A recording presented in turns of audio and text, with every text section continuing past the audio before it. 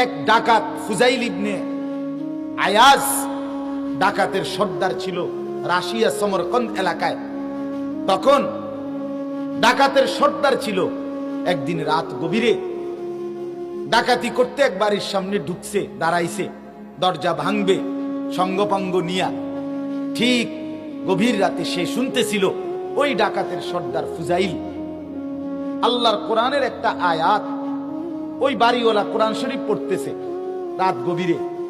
তো এই সময় উনি ডাকাতি করতে দাঁড়াইছে, আর বাড়িওয়ালা ঠিক ওই মুহূর্তে কোরআনের একটা আয়াত পড়ছে, আলাম ইয়ানি লিল্লাযীনা আমানু আন তাখশা কুলুবুহুম লিযিকরিল্লাহ।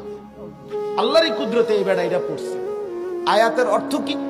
আয়াতের অর্থ হলো, হে মুমিন ইমানদার বান্দা, আজও কি আমি আল্লাহর স্মরণে তোমার মনটা নরম হওয়ার সময় আজও হয়নি?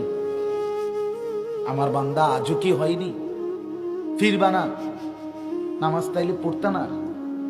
আল্লাহকে তাইলে আর লাগবে না? বাবা যুবক, ফজরের নামাজ তাইলে আর পড়তে না? তোমরা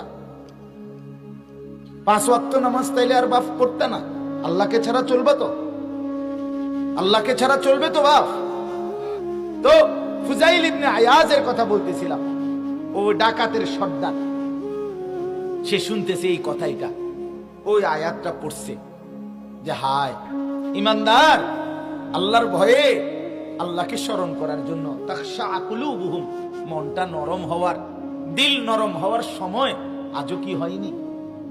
আমরা আরবি কিতাবে পড়ছি, আজ-জুহাদু মিআতুন, একটা আরবি কিতাবে পড়ছি। এই কিতাবের নাম এটা, বাংলা অনুবাদ হয়েছে আলামিন ভাই, দুনিয়া বিমুখ শতমনীষী। বইটা অসাধারণ বই, অসাধারণ। তোমরা পড়ো, সুন্দর সুন্দর ঘটনা আছে, দারুণ। দুনিয়া বিমুখ শতমনীষী, ওইখানে আছে এই ঘটনাটা। তো পরে ওয়াকাফা আরবি কিতাবে আছে, ফুজাইল ইবনে আয়াজ এই আয়াত শুইনা ডাকাতি করতে দাঁড়াইছিল দরজায়। ওয়াকাফা দাঁড়াইয়া গেছে ওইখানে, দরজা তার হাত দেয় নাই। আদবারা পিছনে চলে আসছে, আর সামনে আগায় নাই। পিছনে আইসা একটা চিৎকার করে 2 হাত তুলে আল্লাহকে ডাক দিয়ে বলছে, বালা ইয়া রাব্বি কাদ আনা, এই মাওলা সময় হইছে, মাওলা দিলাম ছাইরা, যা দিলাম ডাকাতি ছেড়ে। এরপরে এই ডাকাতি ছেড়ে দিছে, ছেড়ে রাশিয়া থেকে হিজরত করে মক্কা শরীফ জীবনের তরে চলে আসছে। পরবর্তী জীবন আল্লাহর ঘরের কাছে কাটাইছে।